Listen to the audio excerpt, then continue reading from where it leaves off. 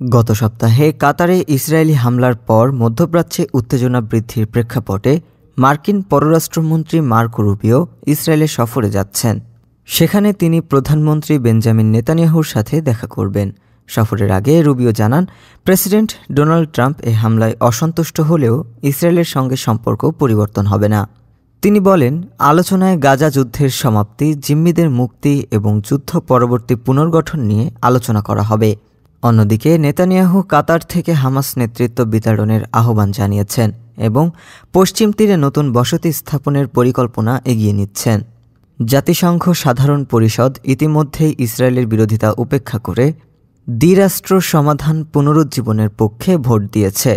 পশ্চিমা কয়েকটি দেশ শিগগিরই ফিলিস্তিন রাষ্ট্রকে স্বীকৃতি দিতে প্রস্তুত। ডেস্ক রিপোর্ট, আজ বার্তা।